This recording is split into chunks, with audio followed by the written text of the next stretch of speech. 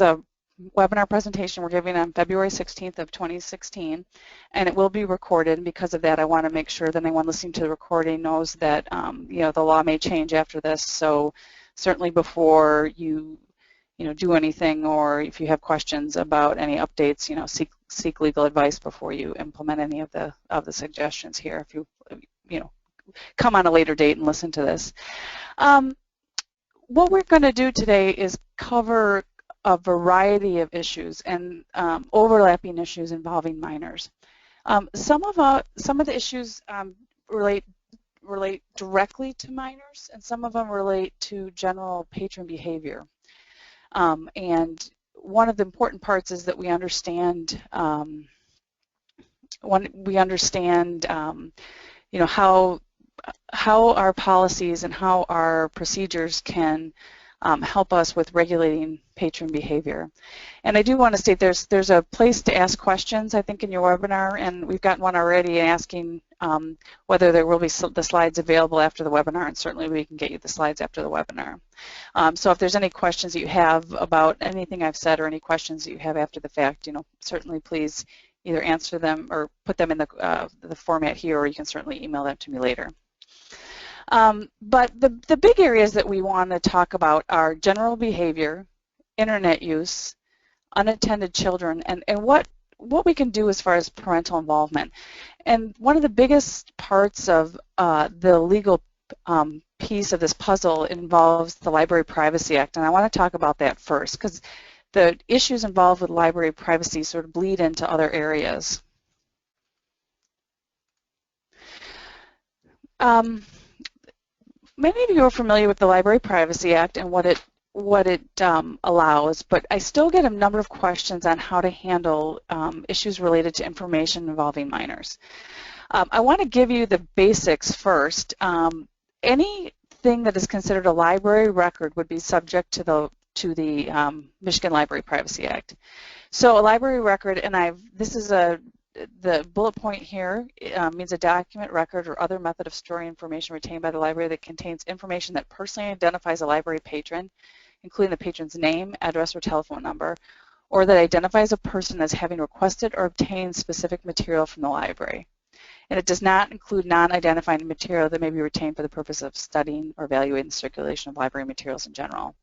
So what does this mean? This means that originally what happened was the Library Privacy Act was enacted to prevent people from obtaining information about what you're reading, so that you could feel free to go into a library and check out any book you want, and that that information would not be distributed publicly, and that law enforcement would have to obtain a search warrant or other court order in order to obtain it, so to protect your privacy. There was an amendment that has taken place, not that recently now, but in the last 20 years, that added the part of that definition that says that personally identifies a library patron, including their name, address, and telephone number.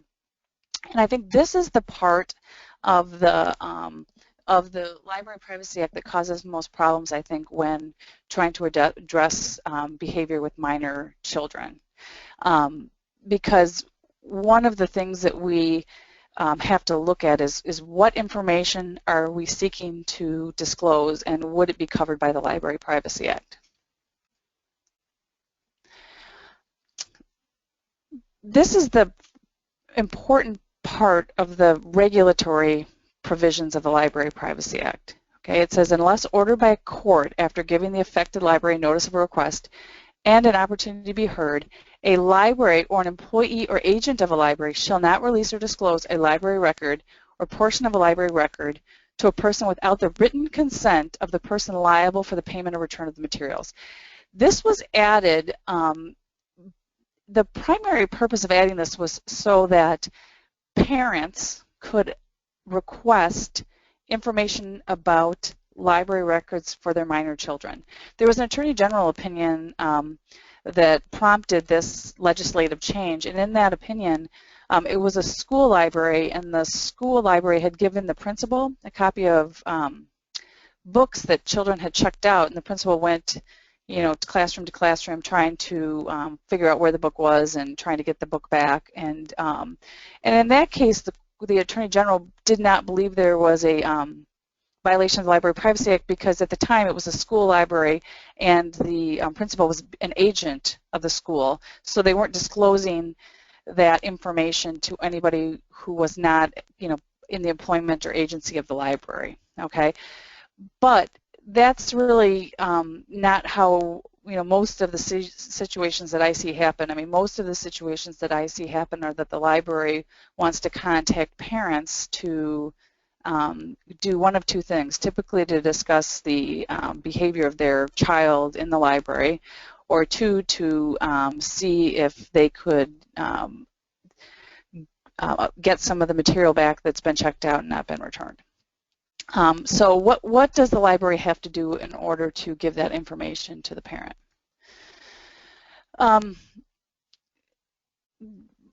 What they have to do is get a written request by the person who agrees to be liable for that information. And you'll notice from the statute that it doesn't say they have to be a parent or guardian. Typically that's how it's done, and typically we recommend that that, you know, the library address that issue in some way. So for example, there's nothing from the face of the or the text of the Library Privacy Act that would prevent me, for instance, for going in and saying, you know, I want to accept responsibility for the payment and return of materials from my neighbor. And it doesn't seem like that should be right. You know, you can see that from a policy perspective. Why should I just say I can obtain information, I'll agree to pay for my neighbor's materials, and then I have access to his or her materials? That's sort of the way that unfortunately it's written a little broadly. So typically what libraries do is they have policies in place that restrict those people who can ask for or agree to, you know, either that should be the parent or the guardian, the spouse, etc., to receive permission to obtain that material. Once you have that in writing, then you are free to share that information with the parent. And I'll get into a couple different particular situations. I know there were some questions involving what you can and can't do as far as library privacy. One of the things I do want to talk about is that it covers a lot more than just what books the child has checked out. You know, if we go back a couple of slides ago to the definition of a library record, it includes any information which identifies the person. That's why it's in my opinion that surveillance tapes are covered by the Michigan Library Privacy Act. I know there's some debate about that. There's states that have made that more clear. That currently in Michigan, there is nothing that's really specifically addressed that issue, although, you know, my opinion is based on a decision by another state's attorney general based on the Wisconsin Library Privacy Act, which is very similar to the Michigan Library Privacy Act, and I think it's certainly the conservative perspective. But involves internet history, surveillance tapes, circulation records, and other documents, anything that basically is in a tangible form. So how would this privacy policy work? You know, when we recommend that you address these issues through a written policy. And that is going to be something that you should take a look at your privacy policies now and see if they address this, because typically libraries have to make a decision. Are they going to allow access from the child by the parent to the child's information? And I think this is an area that's been up for some debate. I know that there's certain organizations that take a very liberal perspective with respect to a minor's rights. There are some, you know, there's case law in other area that suggests that a minor has, you know, certain First Amendment rights to review information that are apart from their parents, so their parents are not able to have such a written control over what their kids check out and what they don't check out. The problem with that, though, is that you know, who's likely to sue you? Likely it's going to be the parent or guardian that's going to sue you for the access to the information or not access to the information.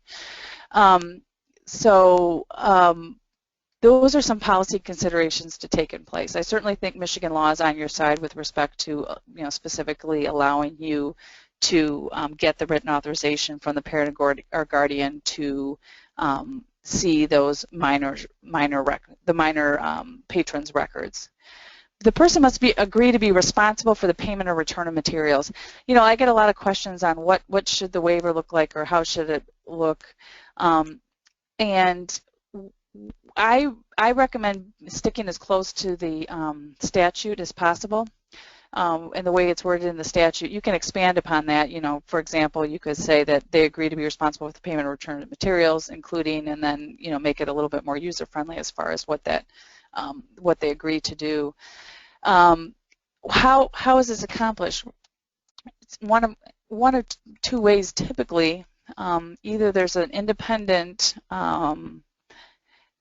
waiver form that the library seeks, or it's done through the process of obtaining a minor's library card. And I think this is typically the most effective way to do it, is to have a provision on the card when the parent signs the child up for a card where they either affirmatively agree to accept responsibility for the payment or return of materials. And I know that there are some libraries that won't let them have a minor card until they do this, and some give parents an option. And it's just important that the library be able to keep track of those parents who have signed the waiver and those parents that have not signed the waiver. And this is one of the areas that I think is going to be an interesting emerging area as far as legal and policy colliding, because what libraries are doing now is they're wanting to go to more electronic records and electronic, signing up electronically. And you just have to make sure that you have a system that meets the requirements of laws as far as obtaining that written permission and having something that's enforceable as a written signature would be on a library card. This also includes using a child's photograph in social media. So something that seems kind of harmless, and I have a slide about that, I think, in a minute, so I'll get into that in a minute. But again, it covers more than just the materials. It covers photographs, it covers internet history, and so forth. So the question is, do parents have a legal right to know what their children have checked out, even teens? If a parent agrees to accept responsibility as described in Section 3, and Section 3 is the written waiver, then yes. This puts, I think, some libraries in sort of a philosophical policy, dilemma, because I know I've had many discussions with library directors about, 16 and 17-year-olds that feel should have the ability to have some privacy in what they check out and so forth. And I think the overriding factor is it's going to be something the library has to consider. It's going to be something that it's going to be, I think, dependent upon, the kind of the way your community is. And you have to balance it against the rights of parents who feel that, until the child is 18 years old, they have, they have the ability to control what the child does to a certain extent. So these are the factors, I think, that libraries are really faced with when deciding whether to allow parents access to a minor's records. But from a pure legal perspective, if the parent agrees to accept responsibility as described in Section 3, then yes, the parents would have the legal right to know what their children have checked out. One of the questions was, is it okay to talk to someone who is not the child's parents about behaviors such as school? The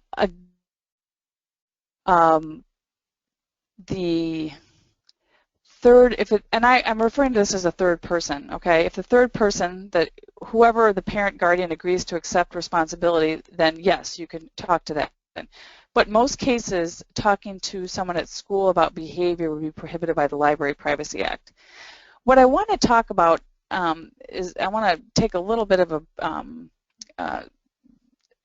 turn away from the slide presentation a minute just to talk to you generally about some of the complicated issues we face with respect to what is a library record and what's not a library record. So a library record is any form of tangible media, like documented media. It's a person's name and phone number and identifying information. So if you see somebody that's behaving am, in the library and they're causing a problem, as a library staff member, your vision or what you were seeing is not a library privacy subject to the Library Privacy Act. The problem is then how do you convey that information to somebody? If you then know who that child is because of their library records and you contact someone and disclose their name and attach the name to the child and their behavior, then I think there is a Library Privacy Act violation. I know that's a little bit of a nuance, and we discuss this a lot in my privacy sessions that I do. But a good example is, if the police come to the library and they point to a person in the library and say, "Who is that?" And you know them because they're a patron and because you checked out books, telling the police who that patron is would likely be a violation of the Library Privacy Act. And then, I always get the question, well, what if it's my neighbor? What if it's someone that my kid goes to school with and that's how I know them? And I think to the extent that you can very comfortably say that you haven't accessed any library record or otherwise, then it may be permissible. But I would certainly seek legal counsel before disclosing that information if there's any question at all that it could be viewed as a library library record subject to Library Privacy Act. And I'll give you an example that may be more relevant to minors. If you had an incident that involved a child and one of your staff members took down an incident report, you as the director reviewed the incident report and wanted to call the parent about what was in the incident report, that would be covered by the Library Privacy Act because that incident report is a library record. And in my opinion, showing them a copy of the record or verbally telling them information in the record is going to be no different as far as the application of the Library Privacy Act.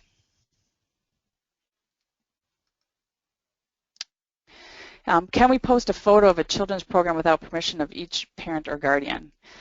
This is a question that's asked of me often, and it's probably one of my most unpopular opinions because it really I guess flies in the face of sometimes common sense and maybe what people kind of view it as what is private information. For example, if I take my daughter to a library function or a library or a story time, for example, I'm there with 20 other kids, 20 some other parents. I don't think it's, from a kind of perception, it doesn't feel very private. But when you take a picture of one of your programs, that becomes a library record. And again, going back to the basics of this is that you can't disclose any library record without permission of the person identified in that record. Personally identifying information, I believe, is a photograph capturing your image, a mug shot, a surveillance camera. All of that to me would be personally identifying information. One of the questions I get is, can we say by attending this program you agree to have your photo used in social media and so forth? And again, if you go back to the Library Privacy Act, it requires that written permission, and I think that until you get a signature or some sort of specific affirmative permission from each one of those parents or guardians, then I think you would be subject to potential liability under the Library Privacy Act. So that's the fundamental building block, I think, of the issue is privacy and what can and cannot be given out about minors. The other area of law that I see that has a lot of questions is, how do you regulate that behavior? How do you, as libraries, be open to children and to teens, but also, maintain the quiet and, atmosphere for studying and for other things. So I think this is one of the areas that this is one of the impacts that impacts patrons broadly, but I've chosen to highlight some areas I think that libraries should consider including their patron behavior policies that may help if you have problems dealing with minors in your library. remember when you are dealing with patron behavior policies to include both the library building and the grounds. One of the things that I get a lot of complaints about is that kids, biking or skateboarding or hanging out in the front of the library on the library grounds. So you want to make sure that you can regulate that information to be able to address problems that may happen in the building and outside the building. And everything that you want to regulate must be in writing and address specific conduct that will result in suspension. And this is written requirement for policies is based on case law that that upheld a library's right to enforce its patron behavior policies when those policies were very objective and they were in writing and they had the ability to appeal a suspension to the library board. In a very similar circumstance, there's another case where the facts were very similar. Actually, it involved homeless individuals who were using the library, basically as a shelter during the day, and the library was able to control behavior in one case because it had written policies, and it was not able. It was the library was found to not be able to uphold the suspension in the second case because they had what they called like unwritten rules, verbal types of policies in place. So that's why, especially when dealing with minor children, I think to have things that are in writing and in your patron behavior policy is very important. So examples of specific behavior that should be addressed, violations of the law, and some of this is kind of sad. I'm hoping that the kids aren't attempting to commit activity violation of federal, state, and local law, but sometimes this is going to affect some of the teenagers. We've had situations where teenagers have had fights in the library, for example. We've had situations where there's been theft by teenagers. So again, just as this behavior wouldn't be tolerated by adults, it shouldn't be tolerated by minors. Engaging in proper library activities. I think this is one of the ones, if you don't have something like this in your policy dealing with minors, this is one of the things I strongly encourage you to put in your policy, because there's a lot of policies that prevent what they call loitering, and loitering tends to be too vague of a definition, and this is one of those policy provisions that we took right out of the case law of the cases I just mentioned, where the library was able to prevent people from using the library as a shelter, because they said that the patrons had to be engaged in activities associated with the use of the library while in the building. Not reading, studying, or using library materials shall be required to leave the building. So if you have kids that are goofing around, they're not doing what they're supposed to be doing, they're causing a ruckus in the library, this is one of those provisions you can use to enforce to prevent them from to have it affect their library privileges. And some libraries, I'm doing more policies now that have different levels of behavior in different types of spaces, because I know that there are certain libraries, especially with teens, that have teen zones, and that the teen zones are places where kids can feel comfortable coming after school, and they're encouraged to talk with their friends, and they're encouraged to socialize with their friends in a safe environment. And so, some of the policies may be a little bit different in the teen zone versus other places. So you can really tailor your policies to what your library looks like. Again, I have violations of the law twice. I must have really thought that was important. Persons noticeably under the influence of any controlled substance or alcoholic or intoxicating liquor are not allowed in library property. There was one question that was asked, and I didn't really put it in the slide, but I think it's important to talk about here. And one of the questions that was asked was whether, if you see a pregnant woman, for example, who is noticeably under the influence of alcohol, are you required to turn the person in? And The last time I looked at this issue, and I haven't seen anything to date that differs from this, the library is not in a situation like doctors or schools where they have an affirmative requirement to disclose what they see as abuse or neglect.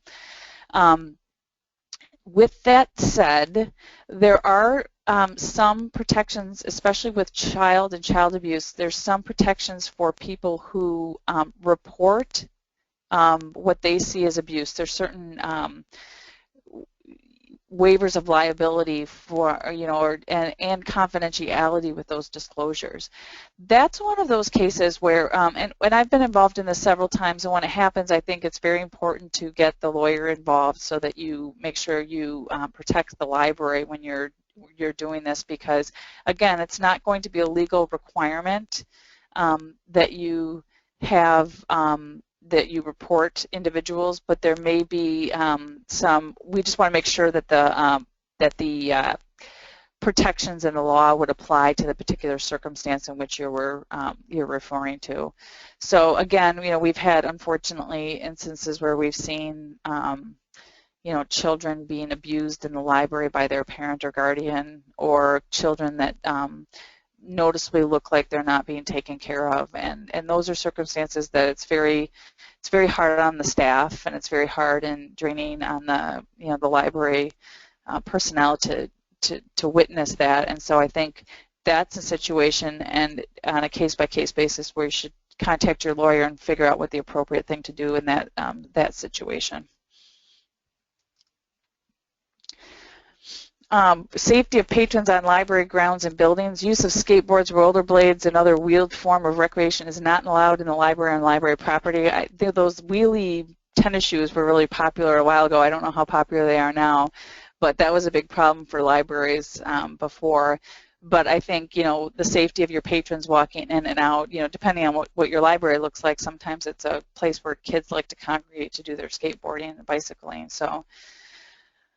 Smoking, vaping, using e-cigarettes, and chewing tobacco inside the library is prohibited.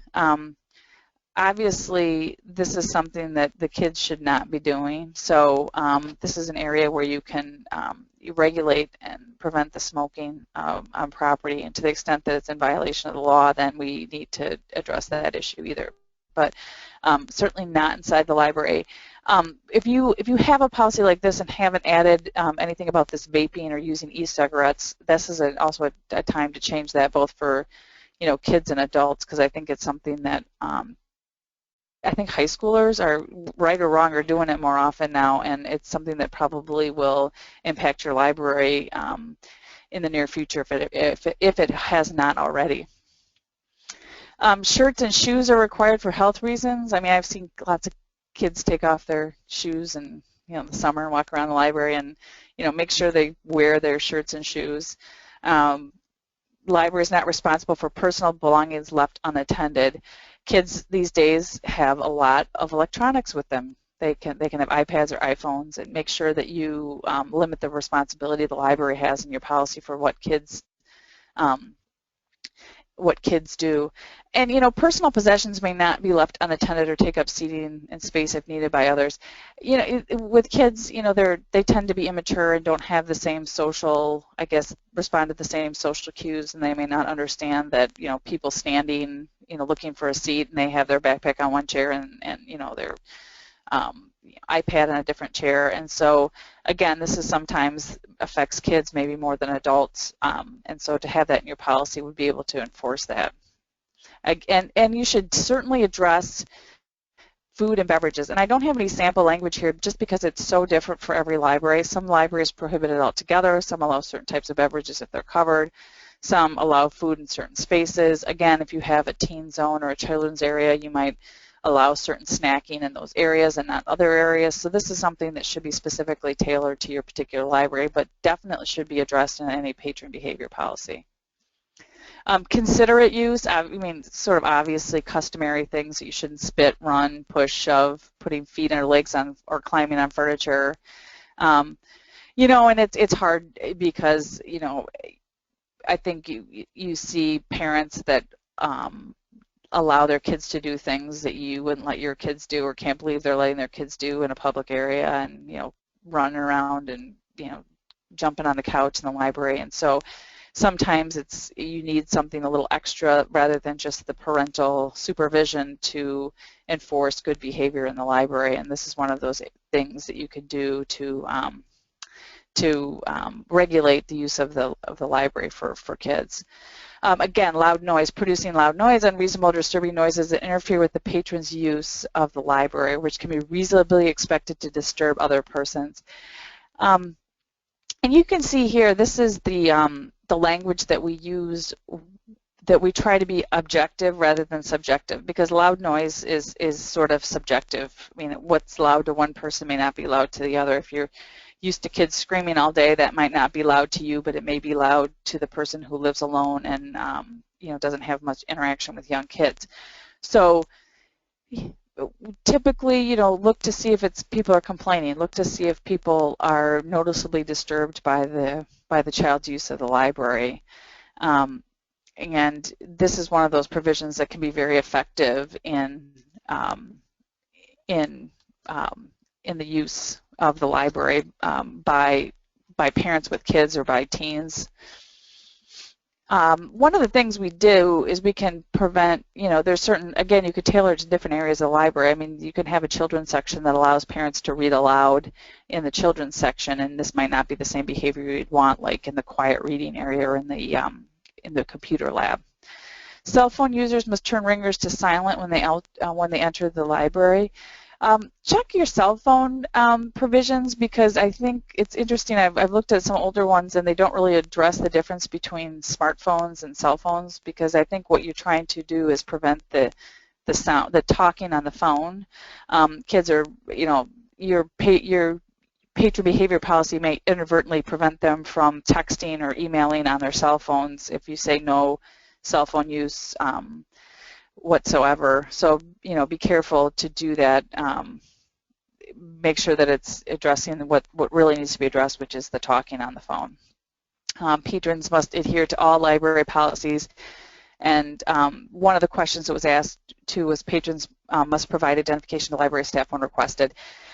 I would recommend that this provision be included in the policy, because if they refuse or if they don't want to give the information that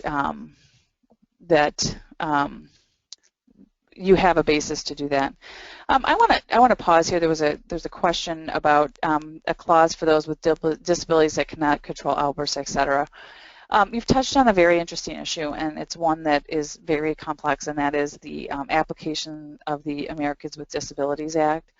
And I think, and typically what we do is we deal with something like this, I think, at least initially, on a enforcement provision. Okay, whereas if it's a screaming child who has every physical and mental capability to not scream, then I think you can go ahead and enforce it. If it appears that the patron has some medical condition that would cause these outbursts, I think you choose not to enforce it in that specific instance, because it's not, you can use it as the not disturbing to others.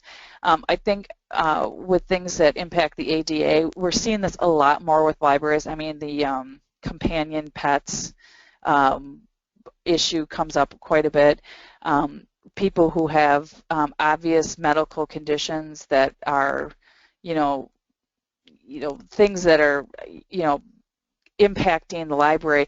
I think it happens infrequently enough that this is also one of those areas that if you're going to choose to enforce a provision against one of these individuals, I would talk to your lawyer in advance, because I think that there's ADA issues that have to be evaluated before you decide to do that.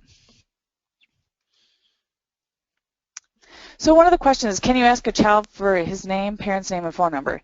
Yes, and I think if it's clearly written in your policy, I mean, I suspect you can ask them for their name if it's not in your policy, but the enforcement won't be there if they refuse to give it to you. There's no policy written, going back to the fundamental principle that it has to be a written policy provision to be enforceable. It should be in your policy.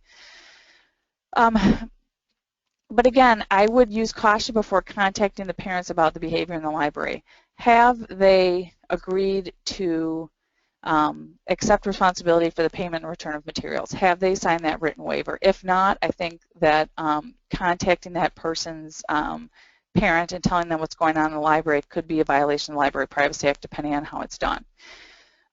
The alternative is to use the violations procedure. So the whole point of having the patron behavior policy is that you can enforce the provisions against the patron, and that includes a minor patron.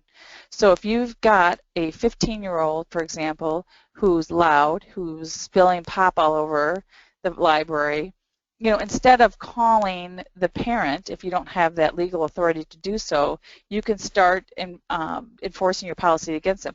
You know, maybe that person is asked to leave for the day, and then they keep coming back, and typically a behavior policy has escalating remedies for the library if they continue to violate the same policy. But that's an important part to you know, get parental involvement. I'm seeing a lot more problems with parental involvement because I think one of the problems that libraries are facing is that the parents are just not involved. The parents are working, the parents are not, you know, they may have substance abuse problems, and the kids seek the library as a refuge. And sometimes I think contacting the parent, if they have the written permission to do so, would be appropriate. But other times, the best remedy to correct the behavior may be to like any, you know, like any other thing with kids. If you take away a privilege or a right, it's a consequence of their actions, and that's one way to think about the library's role as far as enforcing its own policies. And it's hard to think about because you know, kids are increasingly dependent upon computers for their homework. They need the homework, they need the email, they need the internet in order to do their homework. And it's especially sort of a catch-22 where you have these kids that don't have the parental support at home because often they don't have the computers at home. The parents are not involved, and if you actually kick them out of the library, then they're going to have problems doing their homework. And I understand that, and I think that's certainly a human reaction and a policy issue to consider. But again, from a pure legal perspective, calling the parents if you don't have the written permission to discuss an incident in the library may be problematic, and you may be forced with using the violations procedure in the library's policy to fix behavior problems.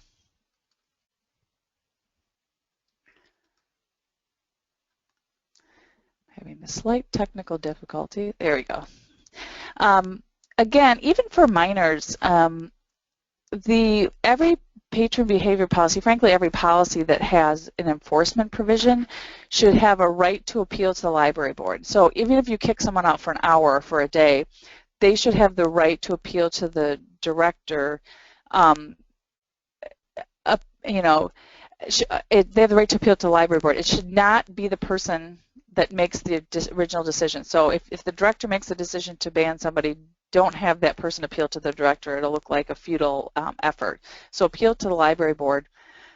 Again, if this ever happens to you, if it gets to the library board level, keep the Privacy Act in mind again, because likely it's going to happen, and it should happen at an open meeting, but you should not discuss anything that's in an incident report in an open meeting. That's one of the reasons you can go into the closed session to discuss information that's exempt by statute. These library records are exempt under the Freedom of Information Act, and they can be discussed in closed session.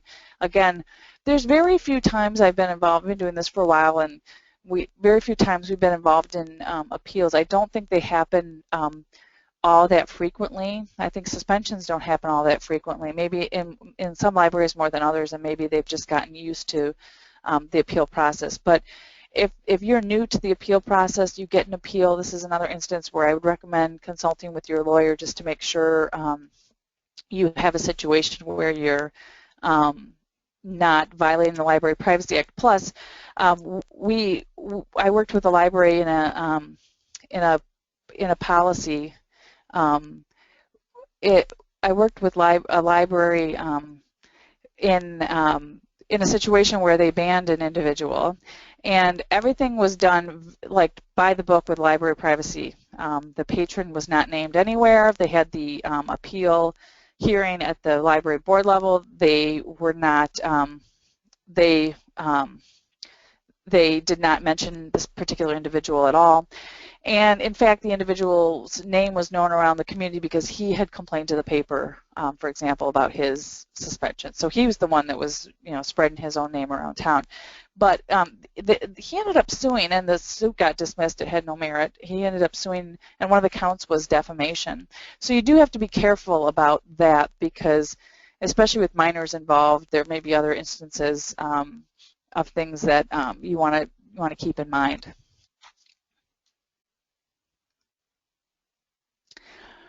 I want to briefly describe the internet use policies. I have a lot of slides on these, and I'm going to go through them probably fairly quickly because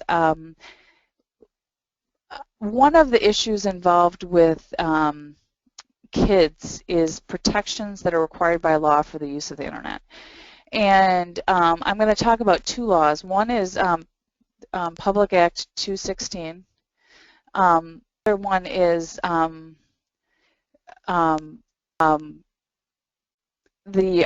CIPA, which is the Children's Internet Protection Act. And PA 216, let's see, and I apologize, something happened with my slides and I had a bunch of slides on PA 216 that are not here, so I'm just going to have to talk about them and then I will provide the slides later.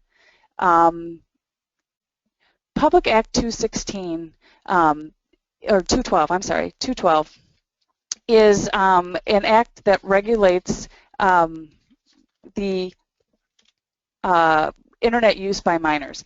And there's a Michigan law, and there's a Michigan law, and there's a federal law that interact, and they don't often have the same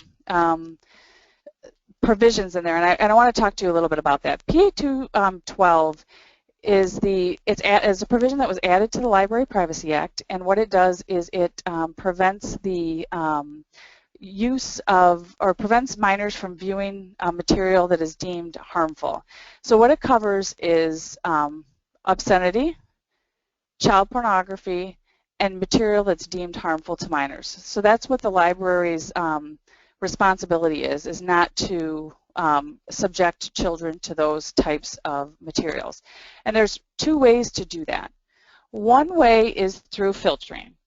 And when you filter material, under Michigan law, if you have filtering, you are required to have one or more terminals that are not open for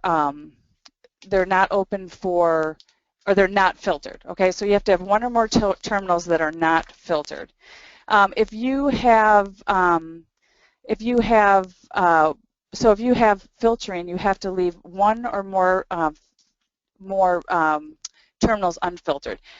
I think this causes a problem for some libraries because this unfiltered terminal tends to be the one that has certain problems. I mean, it may be the one that is attractive to the individuals who are coming to the library to look at pornography. So often the library has to think very carefully about where they place that unfiltered terminal. One way to think about that is to place the terminal in a situation where it can't be easily viewed by children. Other libraries like to put it in a place where it can be seen so that the library can monitor that terminal. One of the interesting questions that I get, and I'm sort of, it's an interesting question. I'll tell you where I come out on this, but what happens when you have someone looking at pornography on this terminal, and there are children present in the library? I think you have to be very careful of this, and I strongly encourage you to talk to your lawyer about your particular circumstance, because there is a situation where I think you could, because it's not just direct access through like the child sitting at the terminal, but I think what I consider the second-hand access is one of those things where I think you can really think about, you know, asking the person maybe to come back later or to use a different type of terminal because the child is viewing, you know, if you have a small library and there's only one room and everyone can see, I think there's more of a basis under PA 212 to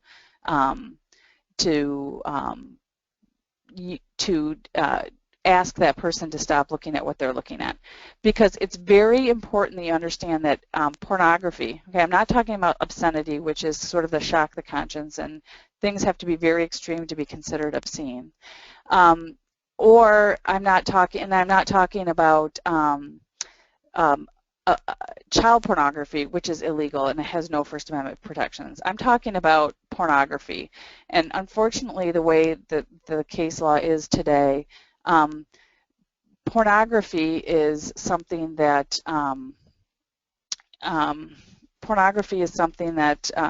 is legally permissible in the public library and can't be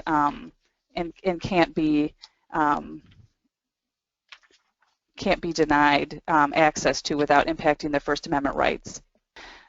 So we talked about PA 212, and we talked about reserving individuals of 18 years or older one terminal. The second way you can have PA 212 comply with PA 212 is to use a system or method that's designed to prevent a minor from viewing obscene material or sexually explicit material that is harmful to minors. And libraries do a variety of ways. They do privacy screens, they do self-monitoring. So there's no requirement in Michigan that all internet facilities have to be filtered. It's only in the federal law that we have that issue. So again, sometimes people have adult-only labs. For those of you that have adult-only labs, sometimes you have problems with pornography in those adult-only labs. So again, either filtering under PA 212, which is, and leaving one monitor, at least one terminal unfiltered, or using a system or method that's designed to prevent a minor from viewing obscene material or sexually explicit material that's harmful to minors. One of the things to consider is that there really hasn't been, that I've been able to discover, any lawsuits over internet. I mean, when PA 212 first came out, it was something that we worried about, and we had to come up with ways that we thought that these systems or methods that we think would have it to pass the legal test, and it's at the point where we haven't really seen, again, after so many years, I think this was 2000, so 15 years, that we haven't really seen any lawsuits over it. So even 15 years later, I can't tell you what system or method's going to be acceptable under this second option. I'm going to talk briefly about the Children's Internet Protection Act, but I don't want to spend too much time on it because it is something that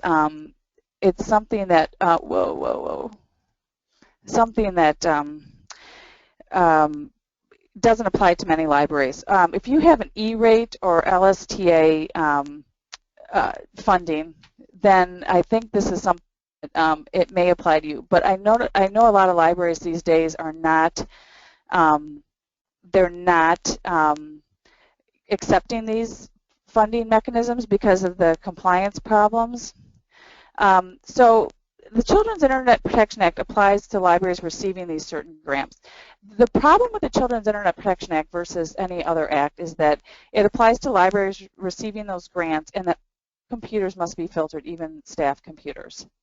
The problem with the Children's Internet Protection Act is the way it intersects with Michigan law, because there's a different definition of minor under Michigan law than under the CIPA. So under Michigan law, if you are under the age of 18, you have to comply with PA 212. If you are a 17-year-old under federal law, you are in a different category because the definition of minor does not include 17-year-olds under federal law. So this really puts a difficult burden on libraries when they're trying to do policies, because you have a situation where you have to try to comply with both Michigan law and federal law. And often what we do is we have to identify those patrons that are 17 years old and place different regulations on them because of the way that CIPA and PA 212 interact. Because under CIPA, if you are an adult, which a 17-year-old would be considered, you can ask for the filter to be disabled to conduct bona fide research. Bona fide research does not have any sort of definitions at this point. We don't know exactly what it is, but it is something that it would be, you know, honestly, if someone could actually come up to the library and say, I want to do bona fide research on the availability of pornography in the library, and likely that would be something that, you know, would be difficult to say that they could not do. It's a very difficult standard to try to enforce, and the federal law was purposefully vague and left it up to the local units of government to determine what that would be. So you have to comply with CIPA and what they call NCIPA, which is the Neighborhood Children's Internet Protection Act, when receiving discounts for internal connections and internet access. So it requires, again, the library to have filtering on all internet access, even staff computers, and the library must have an internet safety policy and hold a public policy or hold the public hearing to review that policy. Most of the library's internet use policies comply with the requirements of the it's called NCIPA, and it's the Neighborhood Children's Internet Protection Act. You have to cover access by minors of inappropriate material on the internet and World Wide Web, the safety and security of minors when using electronic mail, chat rooms, and other messaging. And this is the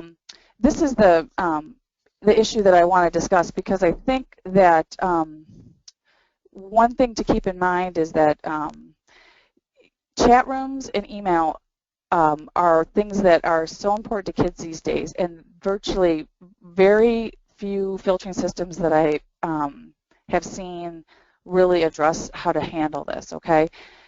Fortunately, CIPA only applies to images and not text, which is different because Michigan law, you have to filter both text and images if they meet the standards of harmful to minors and obscene material. CIPA only requires the images. But again, it's very difficult, I think, from a practical perspective to monitor minors' email, what they you know, see as an attachment to an email, for example. One way some libraries, I think, you know, I think the only effective way to really monitor that is to say that kids can't use email, chat rooms, or other social media, and not social media, but internet emails and chat room in a library. I just think that that's not a practical approach. And libraries, I think, that do that are having a problem with kids that need that access to that information. Chat rooms and so forth, I can see, to me, that's more easily defensible to prohibit minors from accessing that information. But the email is, I think, a problem. So one thing, if you are compliant with CIPA, in your policy has to address that. One of those things are where you could seek legal opinion on how to protect yourself with respect to policy, but, you know, do it in such a way that it doesn't prohibit from being able to use the email and so forth for their necessary homework. The policy has to cover the unauthorized disclosure, use, and dissemination of personal identification information regarding minors, and again, measures designed to restrict access to materials harmful to minors, obscene, and child pornography. The policy may also address a difference between kids and adults, because under CIPA, there are different filtering requirements for minors than adults. So a library may choose to implement different settings depending on whether adults or minors are using the computer. And really the one difference is you know, obviously child pornography would be prohibited in all cases, obscenity prohibited in all cases. But material that's deemed harmful to minors, I think you can see by its very nature would be prohibited for minors but would not be prohibited for adults, because if it's harmful to minors and it's not harmful to adults, you can have different filtering settings for both. If a minor is using the internet, The policy can also address access to visual depictions that are obscene, child pornography or harmful to minors. They must be blocked or filtered, and if it's an adult, only the material that's obscene or child pornography must be blocked or filtered. And I'm continuing now with the PowerPoint. I think I've caught up to the place where we are in the presentation. Again, CIPA does not require the filtering of text, but rather it's left to local communities, and PA 212 again applies to both text and images. The ERate program explicitly permits an institution to disable the technology protection during a use by an adult, again, for the research or other lawful means, and there's no federally imposed rules. This has to be done by an administrator, supervisor, or other authority. Patrons can't have the ability to disable their own computers. And the disabling was the primary factor, I think, which led the Supreme Court to uphold the decision. And as you well know, a number of years after, it's been a number of years now, but the Supreme Court said that CIPA was legally permissible. The problem that this was a plurality decision. So what that means is that, you know, they had a majority of the Supreme Court that agreed to the ultimate conclusion that the Children's Internet Protection Act was lawful, but they didn't agree to you know, what the reasons were. So one of the, you know, so they had a variety of reasons of why they thought that the Children's Internet Protection Act was lawful. But one of the most interesting issues, I think, was that there was a common theme that it was this ability to disable the filter that allowed it to be constitutionally permissible. Meaning that if there was something that was allowed and could not, and it was permitted to be viewed, but it was blocked by the filter, that there was a very easy way to ask that the filter be unblocked. So there's two ways to do that. One, to have a provision in your policies that you know, seek specific access to specific sites that may be inappropriately blocked, or otherwise to have a situation where you allow the filter to be completely disabled because of the this Children's Internet Protection Act provision.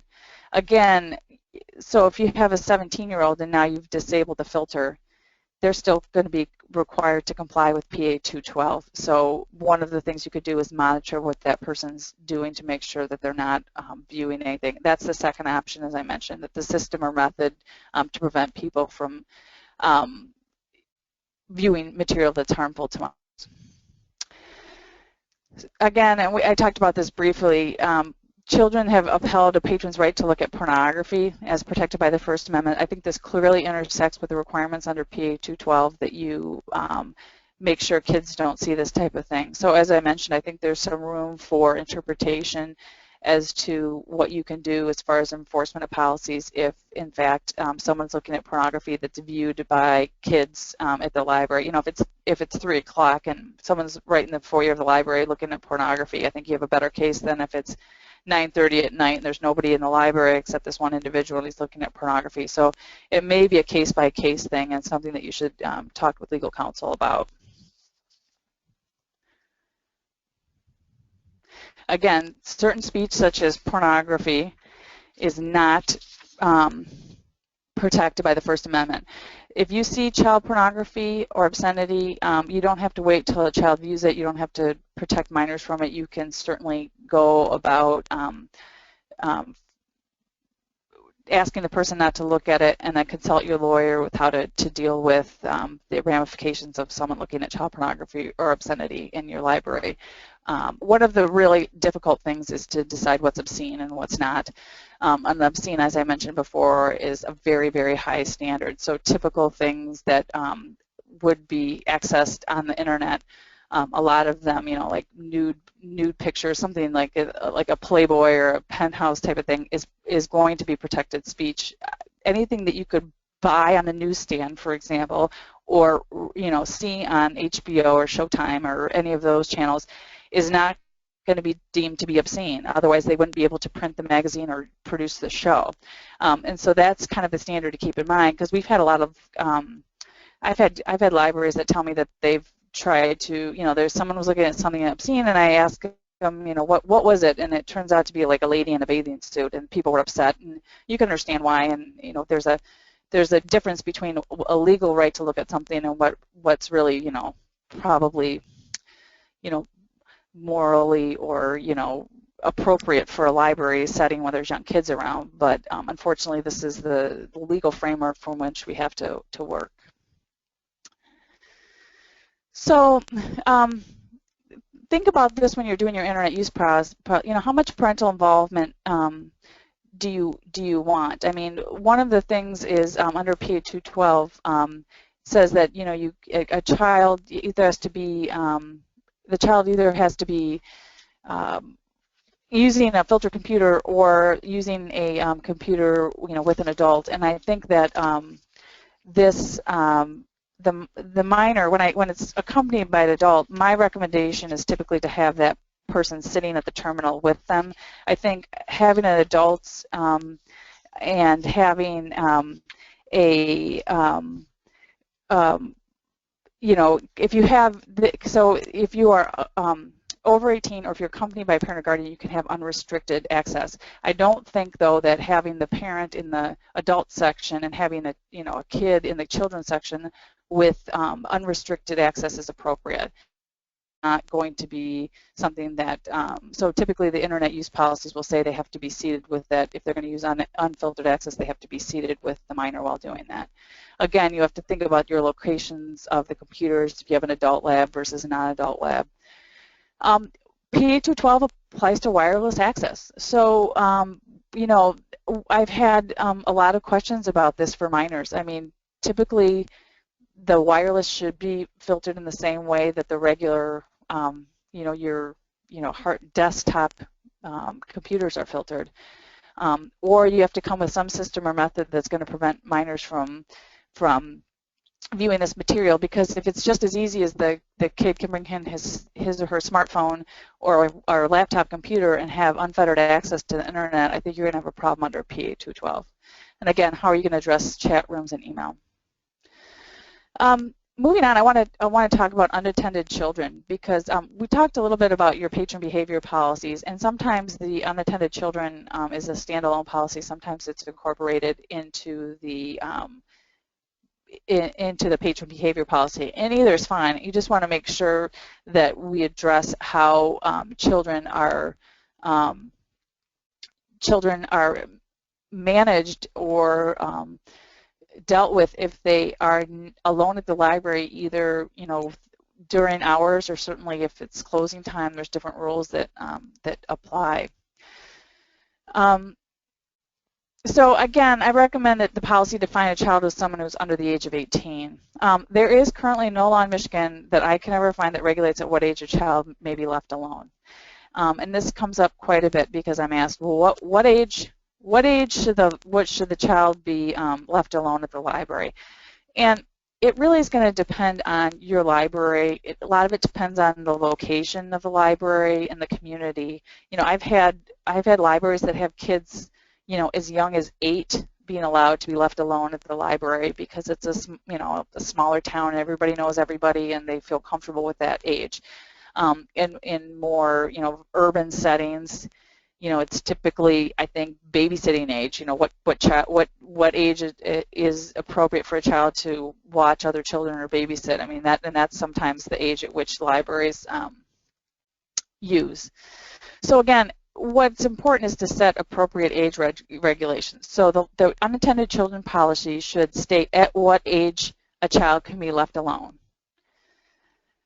And then typically we have what age, that they could be left alone at a certain age or with a caregiver, okay? But a lot of libraries, I think one of the holes in the policy is that they don't define how old the caregiver is.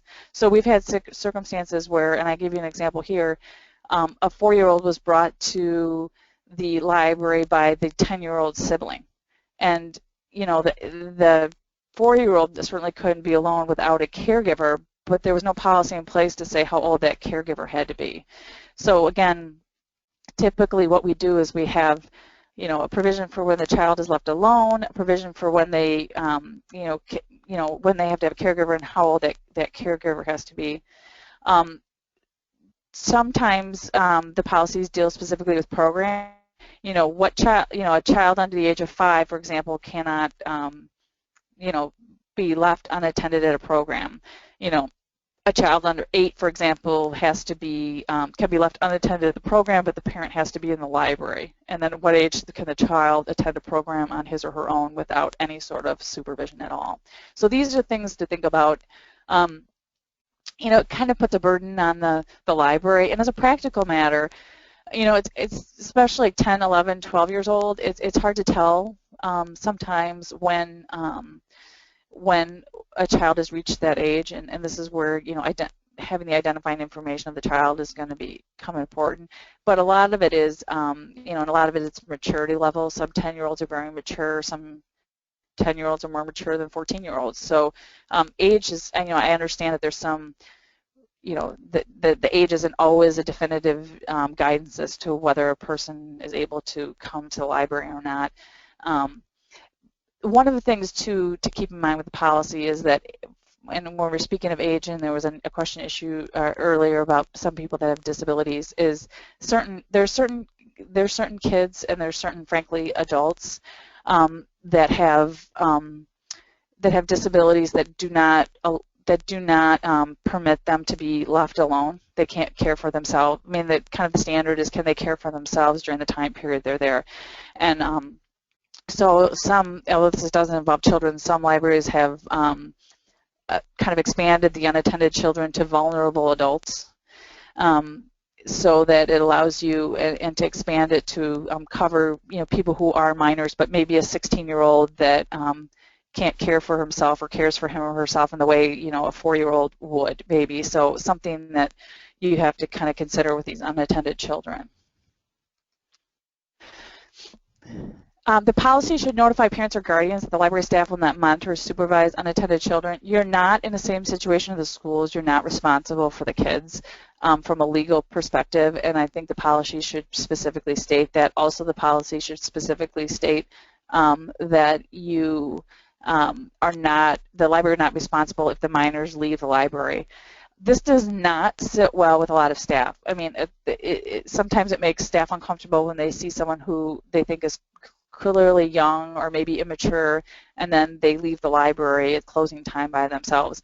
This is a really difficult position for libraries to be in, because you're not required to control that, and so it should be very clear in your policy that you'll not be responsible if they leave. Okay, but it also should be set forth in your policy that the police will be called if the child is not picked up within a certain time after closing. Okay, don't drive the child home yourself. And if at all possible, have 2 or more library staff watching the child. You don't want to put one of your staff member in a situation where they're going to be alone and having decision-making responsibilities for a specific child. Typically, the police should be notified ahead of time of what your policy is, and should understand when you call them about this what's going on, and why you are having this issue.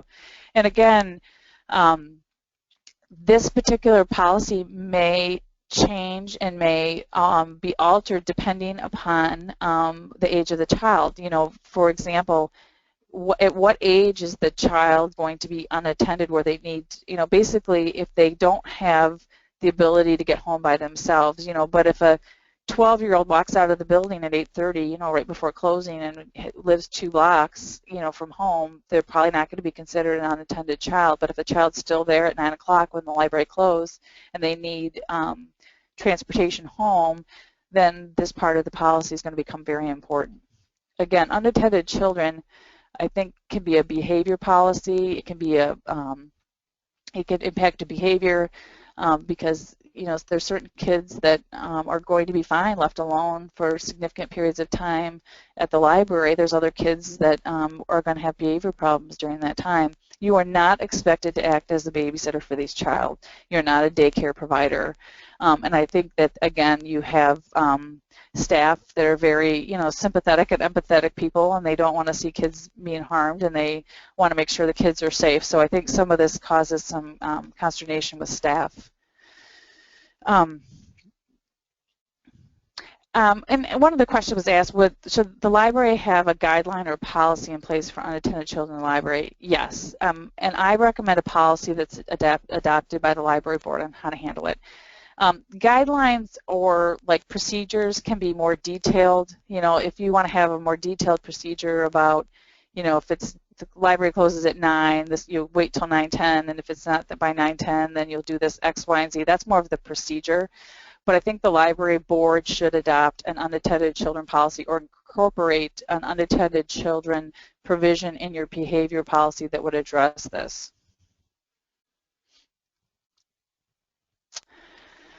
And you know, we talked about we talked about things before about identification, but again, at any age, whatever age you require that or put in your policy that a child can be left alone at the library, there should be a requirement in your policy that the child know his or her name and phone number. I mean, obviously, if the child is of an age where he or she doesn't know his or her name and phone number, I think that probably is pretty telling on whether that's an appropriate age to have the child alone.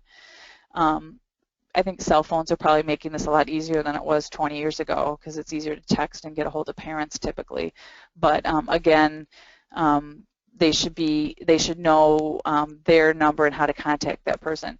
And the rules and the policy should include that the parent or guardian be available to pick up the child at closing or if the child becomes sick or frightened. Because that's another thing. You know, a child may have, you know, a situation where they've, you know, on prior occasions they've been left at the library for several hours and done fine, but on this particular occasion maybe they become upset because of something another child's done, or they don't feel well, or something that's bothering them, and they want to go home. The parents should understand in the policy, and some of this is common sense, but a lot of these policies you have to actually state the common sense, and that the parent or guardian should be available to pick up the child at closing or if the child becomes sick or frightened. And the reason is that if you have I think this is one of those areas where if you have a problem patron, you need to be able to enforce the provisions in order to, you know, essentially if the parent or guardian of the child is not going to be responsible for picking the child up at closing, or if the child is constantly left alone when they shouldn't be at the library, the library needs to be able to ban or otherwise take away library privileges because of that conduct, because it's too much, it's too taxing on library staff, regardless of whether they're legally required to watch them or not. They feel responsible, and sometimes these kids are causing problems. And you know, your staff shouldn't have to wait to half an hour after the library closes to have a child being picked up. It's just something that should not be tolerated by libraries, I think, especially because the safety of children becomes an issue. Library cards. This is one of those areas that I'm getting a lot more questions about because there's a lot of concern about how to deal with library cards, and I think people are pulling some kind of tricky stuff with library cards these days. You have to be 18 years old in order to be considered competent to sign a contract. So when you issue a library card to a minor, I think you're having a problem potentially if you take them to court over lost materials, fines, and fees, because it's essentially a contract action at that point. You know, you've agreed to lend the material, they've agreed to return it, or else, you know, they pay this fine. That's essentially a contract. So if they don't have the legal capacity to sign a contract, it may be hard to enforce that. So again, the best practice from this perspective is to have the parent or guardian agree to be responsible, and we discussed that more fully in the Library Privacy Act section. As you can see, there's sort of conflicting policy issues here. You know, from a contract perspective, you may want that the parent or guardian to be responsible. From a, you know, Library Privacy Act, you may feel very strongly that, you know, 16, 17-year-olds shouldn't have their parents looking at what material they are looking at the library. So this is one of those areas that I think is certainly going to be kind of a policy decision for library, but I'm just presenting here the legal issues that are involved with that decision. Should a child be present with a parent for signing up a card? This is one of the questions asked. I think this is definitely the best practice, and for the reason that we've had a couple situations where parents are opening cards for what we believe may be a fictitious child. And the reason is that the parent has late fees on their card, and so it prevents them from, you know, checking out materials. So they open a child's card so they can put, and they check out material on that child's card. Because a lot of libraries have, if you have the card, if you have somebody's card, you can check out materials regardless of having to show identification. You know, if you have the child present with you, then you have the parent there that actually, you can see that they actually have a child. You know, it's one of those things where you may be able to confirm that, you know, ask the child, oh, you know, I'm glad, Susie, that you're opening a library card. You know, some way to confirm that that's the child. I mean, I think this is probably the exception rather than the norm, but we have seen it. So I think having the child be present with the parent when signing up the card, I think, is the best practice. Can we have a family card? I mean, this is one of those areas that I think has been emerging, and it is quite interesting. And when I looked into it, I had some legal concerns about it. First of all, is the library privacy issue is you have to obtain waivers from all persons on the card, because if you have a family card, I think ostensibly you're going to have all the family, you know, if you have, you know, parents and kids on that, all of them are going to have mutual access, I think, to that information. So you would need waivers so that each person could view the other individual's information on the card. The other thing is, how do you define a family? I mean, there's issues about this all over the place. I mean, you have to be very careful about that.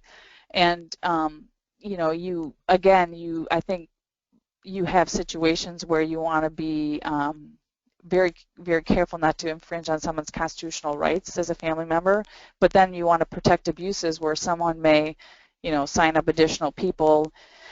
For example, if you have a library card, then, you know, a non-resident card, and you have one card for a family and it's $100, and each person will have to pay $75, you may have people trying to join one card so they don't have to pay the individual amount. That's where you could kind of see these circumstances coming up.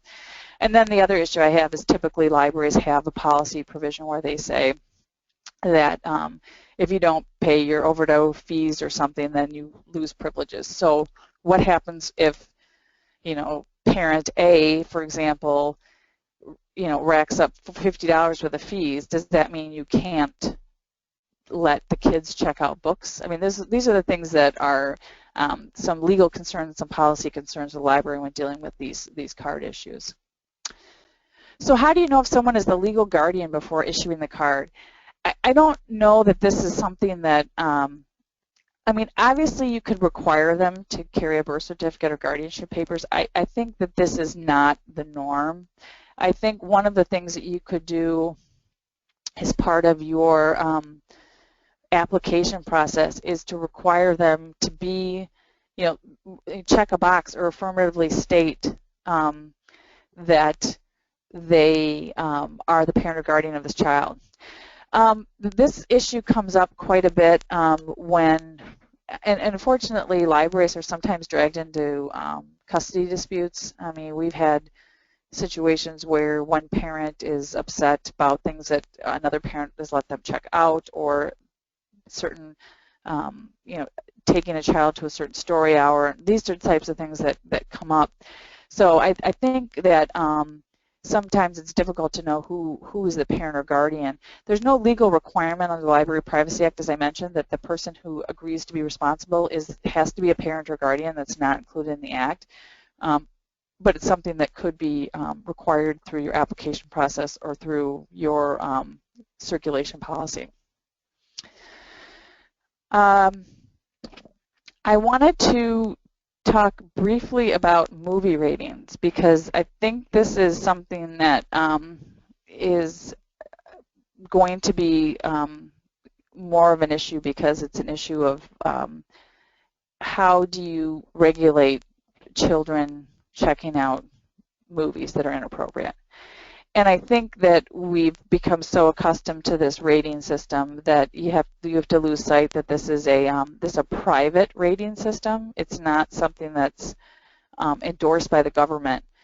And if you are refusing to check out movies based on the rating system, you may have a problem. There was an ordinance that was recently struck down where it was a city ordinance, and the city ordinance prevented a movie theater from allowing, I don't know, it was like anyone under 17 into an NC-17 movie. I don't know what the exact rating was, but the parents ended up suing the city because they had given their 16-year-old child permission to go. They knew the child was going to see the movie. They gave their child permission to see the movie, and the government, the government, which the library would be a government, is then impacting their First Amendment rights to see the movie based on a system that's frankly a private rating system. This causes problems for libraries because you're going to get complaints from parents that their 15-year-old checked out a rated R movie, but you have to keep in mind that it's part of your collection like anything else. So you use the same standards to include material in your collection, and it's really up to the parent or guardian to monitor what material their child is using, whether that's at home or otherwise. So one of these things is, I know there are libraries that do use this system, and I would just talk to your lawyer about whether that's inappropriate or whether you can modify your policy in any way, because I think there is some potential problems just based on this case where a city was struck, a city had that ordinance struck down.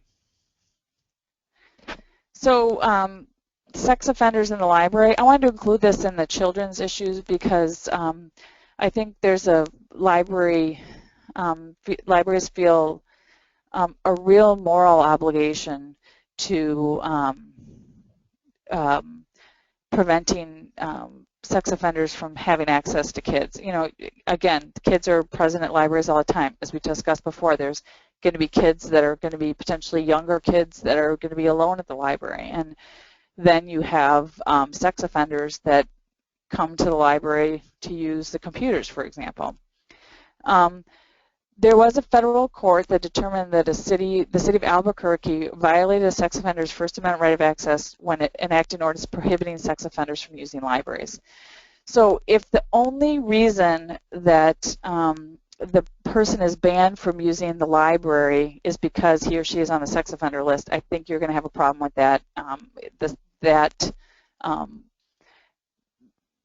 There is a statute in Michigan that requires sex offenders to keep a certain distance from schools, but there's no requirement that they be kept a certain distance from libraries. So I think the reasoning in that City of Albuquerque case would apply equally for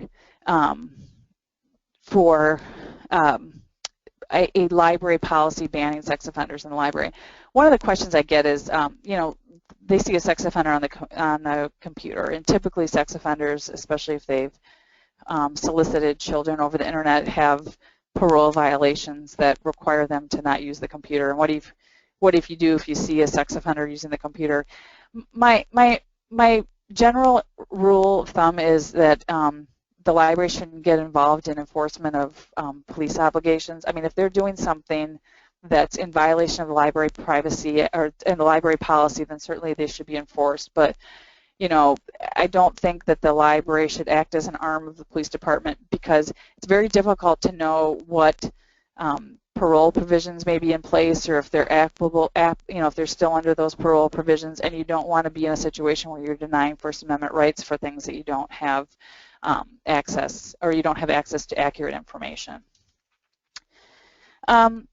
So I've got a couple of follow-up questions about frequently allow grandparents to sign grandchildren up for cards so they can do that and be responsible for the materials, correct? Yes. Again, the Michigan Library Privacy Act doesn't require that the person who accepts responsibility be a parent or guardian, so I think grandparents could certainly do that and certainly be the person that signs them up.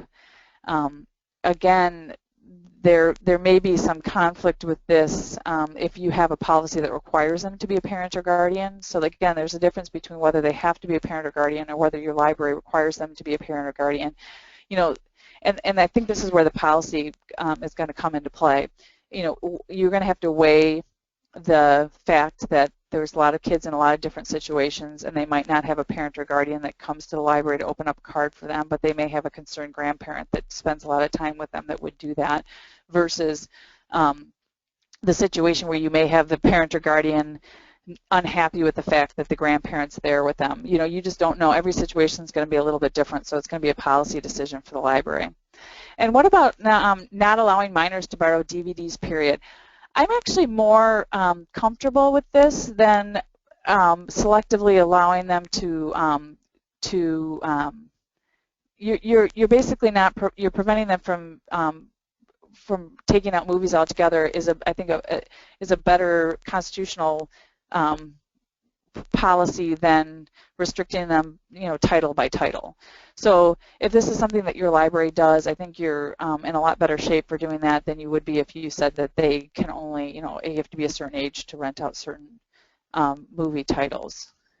I think we have a couple more questions. Let's see.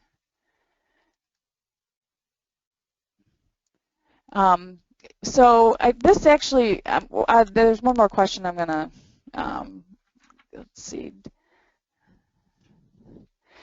Does the notion of the same rating section apply to other library areas, such as children can't check out books in the adult section? I think so. I think you're going to have problems with, you know, First Amendment and censorship if you prevent kids from checking out books in an adult section. You know, this is one of those areas that, you know, we typically don't recommend policies that say, you know, don't allow kids to check out books in the adult section. But if you're having a particular problem with a particular child or particular patron, or if you have a parent that's upset, I think it's well within reason to call your attorney to discuss anything you might do differently based on that particular situation. I don't see this as much with books as I do with the DVDs, and so I'm not sure how widespread it is, only because I think some of the stuff, you know, depending on how old the kid is, but you know, you get into some areas that can be very tricky. For example, you start telling kids they can't read books in the adult section. You have some 14, 15-year-olds that may want to, you know, pursue information about, you know, their sexual health or, you know, sexual identity, something that, you know, may be viewed as, you know, very adult and very mature, but they may have a genuine interest in having that information available to them. So I think it's going to be a slippery slope to say, you know, which books are appropriate and which are not based on the kid and the particular circumstance. So as a general rule of thumb, I don't typically draft policies that say that a minor can't check out books in a certain section.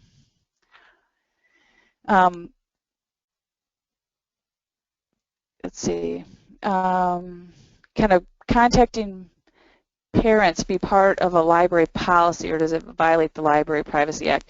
I think that it's actually a really good question. If you have a provision in there that says, I think the question is, if you have a provision in your library behavior policy that says they will be contacted as part of the enforcement process, I still think that you have to have the written permission from the person who you're releasing those records to in order to not have a problem under the Library Privacy Act. I still think even if you had a statement in there that says, you know, parents will be contacted if you misbehaved in the library, I think without that written privacy policy or written permission from the person who accepts responsibility for the materials, I do believe that you would have potential liability under the Library Privacy Act, even if it's in your policy.